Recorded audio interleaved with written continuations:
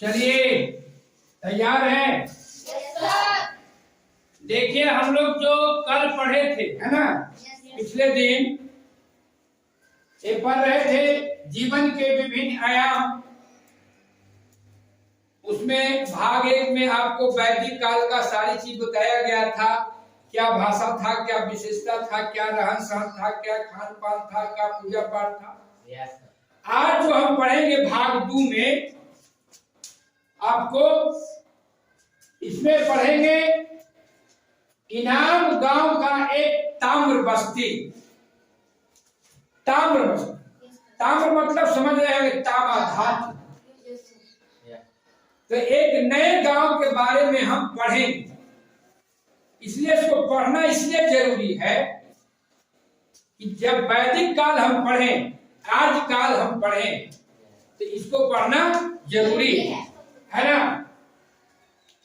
तो आपका देखिए ये भारत की नक्शा है ना, गौर से देखिए। आप इसमें देखिए महाराष्ट्र कहाँ है, कोई लड़का के खोजिए।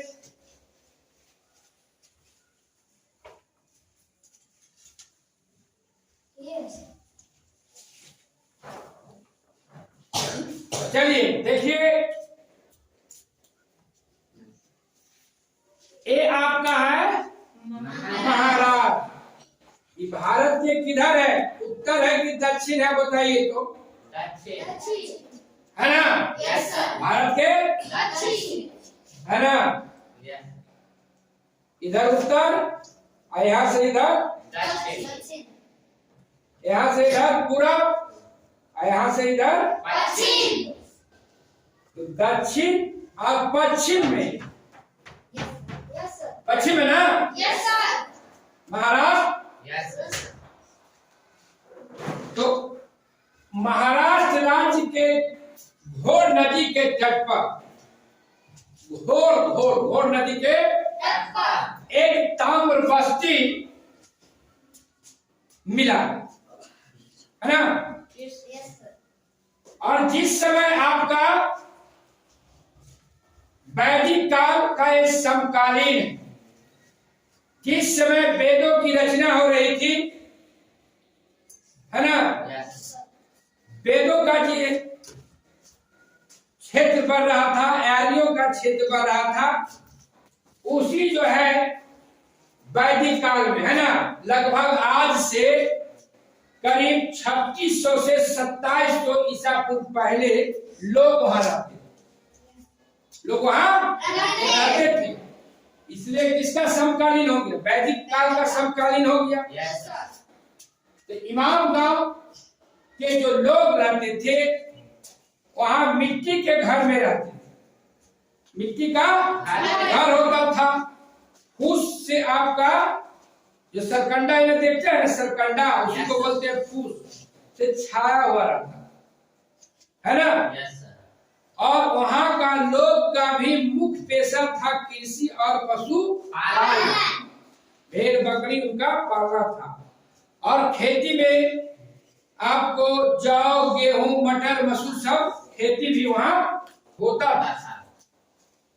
वहां जब खुदाई की गई तो वहां बहुत से ताम्र औजार मिले, बहुत से ताम्र औजार मिले।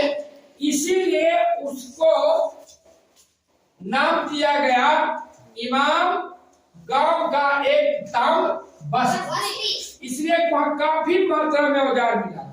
जब खुदाई हुआ तो काफी संख्या में आपका वहां आपको औजार मिला। साथ साथ यहाँ के एक बड़ी विशेषता थी, मिट्टी के घर में तो लोग रहते ही थे, फूस के घर में रहते ही थे, है ना। रहन सहन आपको कृषि पर ही आश्रित थे। लेकिन एक सबसे बड़ी विशेषता था, वहां घर में जो आंगन होता, बड़ा सा आंगन होता, और आंगन को और दीवार को बहुत चिकना किया जाता था। मिट्टी का बहुत वहां जो है एका से एक काश्तकारी होता था, कारीगरी होता था। ये जो घड़ा आप देख रहे हैं ना, हाँ घड़ा, एक है आपको कौन घड़ा है, धुस्स ऊसर, है ना, काली मिट्टी से इसको पुताई करता था और इसको डिजाइन बनाया जाता, है ना, डिजाइन, घर को भी सजाया जाता। देख रहे हैं बर्तन को? हाँ, इसमें कहीं कहीं देख रहे हैं शंकु जैसा बनाया हुआ है ना, ये पूरा सजाता था, बनाता था, है ना। लोग अच्छे कारीगर होते, है ना। और साथ साथ जो घर होता था, घर में आंगन होता था। आंगन इसलिए बनाया जाता था बड़ा कि जब वहां लोग मरते थे, मरने के बाद लोगों को दफनाया जाता था, लोगों को दफनाया जाता था, तो एक मट्टी के ही ताबूत बनाया जाता था। ताबूत बक्सा, समझे, ताबूत बक्सा बनाया जाता। उस बक्से में क्या करते थे, मित्र आदमी को रख दिया जाता, है ना, और उसको दफना दिया जाता। लेकिन जब खुदाई किया गया इमाम गांव का, तो वहां जो है जहां पे सब दफनाया जाता था, वहां पर भी बहुत सा औजार हड्डियां उड्डियां। तो लगता है कि जो मरता था ना, तो जो उसका जो मरने वाला व्यक्ति का जो हथियार होता था, चाहे जो भी था, उसमें उसे साथे डाल दिया था, खाना पीना भी डाल दिया जाता, है ना। तो ये मुख्य रूप से एक क्या है, इनाम गांव की विशेषता है, जो आपका एक वैदिक काल का एक समकालीन जो है ताम्र बस्ती, है ना। तो इस तरह से आपका जो है यह अध्याय जो है आज भाग 2 में इस इनाम गांव के साथ आपका है समाप्त हुआ। तो मिटा देते हैं, है ना, और अभ्यास हम लोग देख लेते हैं।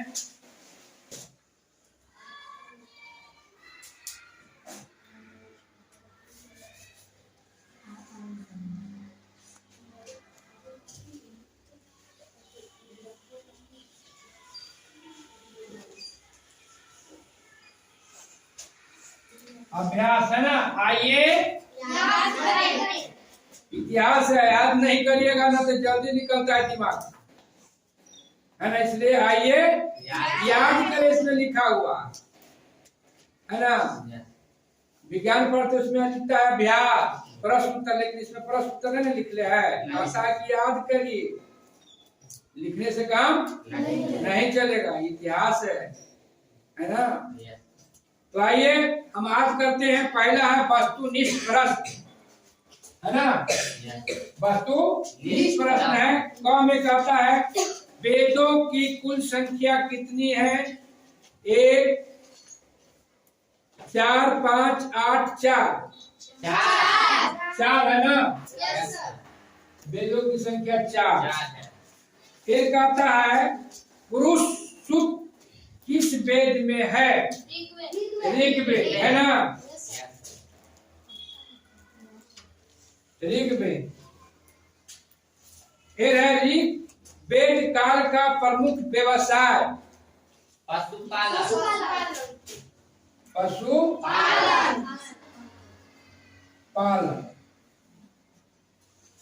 फिर है इनाम गांव किस राज्य में है?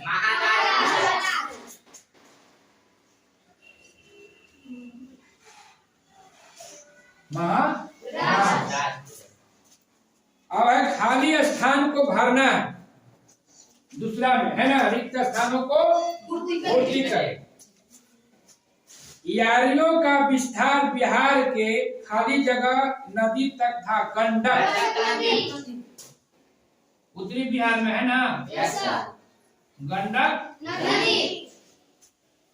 फिर है सबसे प्राचीन वेद ऋग्वेद, है ना।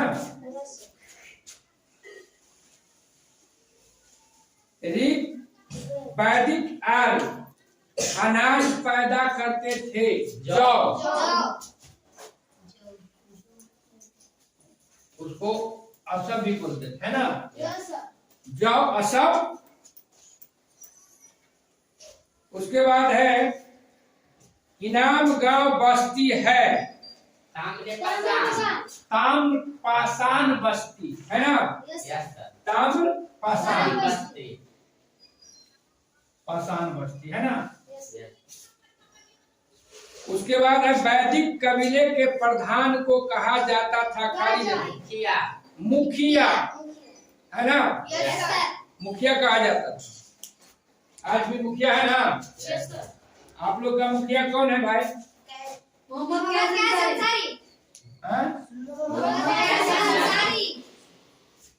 मुखिया है ना। चलिए अब है अपने उत्तर हाँ या नहीं में देना, हाँ और नहीं देना। पहला है वैदिक ऋग्वैदिक आर्य पशुपालन करते थे।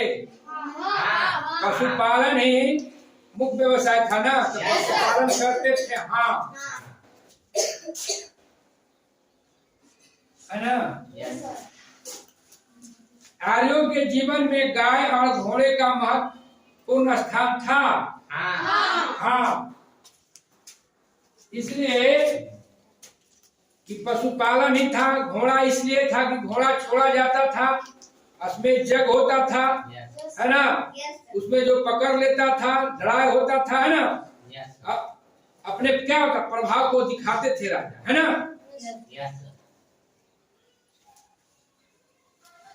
फिर है वैदिक क्षेत्र तमिलनाडु तक विस्तारित था।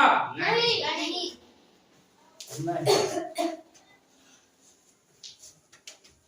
आज लोग नगरों में विकास करते थे नहीं। इसलिए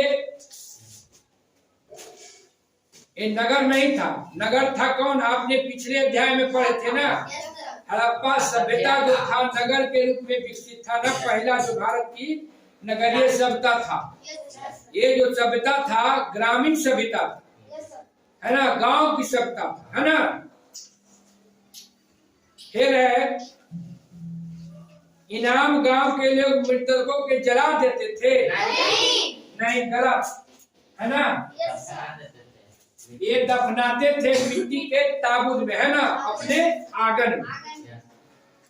निम्नलिखित प्रश्नों का उत्तर देना है ना। क में वेदों के नाम लिख। वेद आपका 4 है ना, ऋग्वेद, आयुर्वेद, सामवेद, अथर्ववेद है ना। लिख लिए? लिख लीजिए 4 वेद। आज लोग भारत के किन किन क्षेत्रों में निवास करते थे? भारत के है आपको आज लोग किए थे कहाँ? उत्तर और पश्चिम में निवास किए थे। फिर जो है आपको उत्तर वैदिक काल में बढ़ते बढ़ते कहाँ आ गए थे? गंडक नदी बिहार तक आ गए थे है ना। तो लिखिए आज लोग जो है भारत के उत्तर और पश्चिम में पहले सबसे आके बसे, फिर धीरे धीरे उनकी टुकड़ियां का विस्तार होते गया और वो चले आए सब बिहार तक चले आए, गंडक तक चले आए है ना। वैदिक कालीन समाज का उल्लेख है ना। उत्तर वैदिक काल में देखे थे कि आपको पूर्व वैदिक काल में जो था आपको मुख्य रूप से रखा गया था 4 वेद में, एक वेद को ना ऋग्वेद को, और बाकी जो 3 वेद था उत्तर वैदिक काल में। और इसी में सारी जो है कर्म कांड है ना, संगीत वगैरह ये सब का चीज का जो क्या हुआ था उत्तर वैदिक काल में ही हुआ था है ना। अर्थवेद वगैरह उसमें क्या है फिर आपको बांटा गया था, जो आदमी को है कर्म के आधार पर बांटा गया था है ना। क्षत्रिय वैश्य है ना, शूद्र सब बांटा गया था है ना।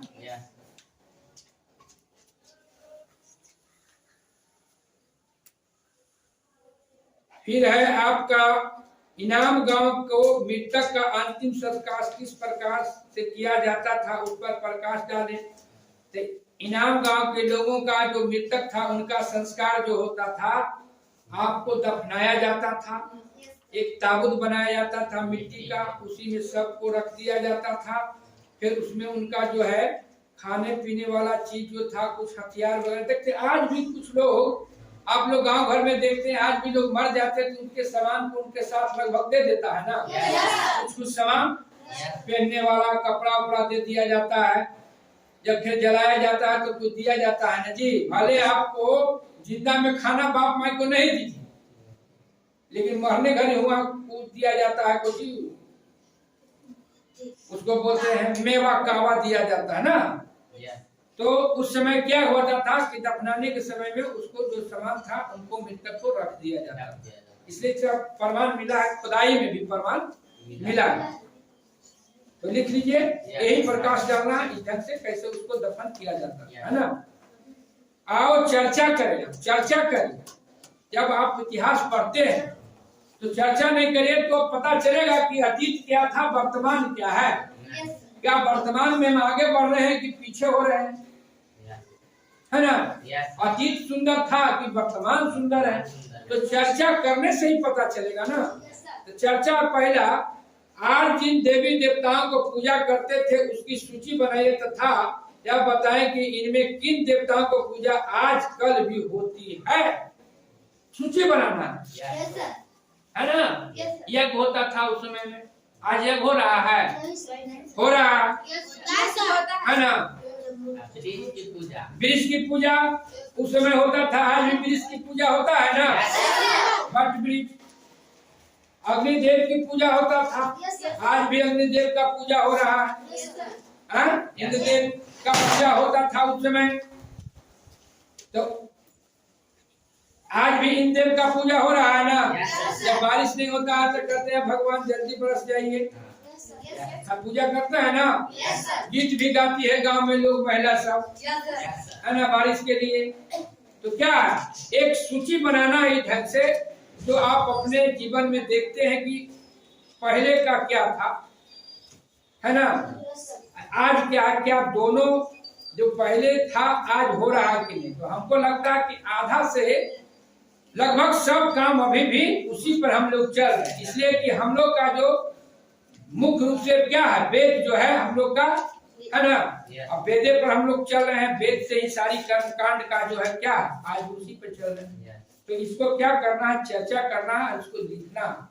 और चर्चा जब करिएगा तो कोई जरूरी नहीं कि जो चर्चा में आप बात लाइएगा तो हो सकता है ये भी ला सकता है ना। चर्चा में बिट्टू का कुछ भी हो सकता है तो राजेश का कुछ भी हो सकता है ना। तो चर्चा करके लिखना है आपको, आप मध्यांतर में आप फिर कहता है कि वैदिक या खेती नहीं करते थे, इसके कारण बताए। पशुपालन करते थे ना, खेती नहीं करते थे उस समय, खेती नहीं करते थे इसलिए कि नए नए आगे बसे ही थे, काफी जंगल था, है ना। तो पहले उन्होंने खेती से पहले पशुपालना क्या था, आसान था। इस ढंग से इसको चर्चा करके आपको लिखना है। उसके बाद है कहता कि आओ करके देखें, आओ करके देखें, धार्मिक पुस्तकों की एक सूची बनाइए, वे किस धर्म से संबंधित है। जैसे रामायण, महाभारत, ऐसे एक सूची बनाना है। और किस धर्म से संबंधित है, कि हिंदू धर्म से संबंधित है।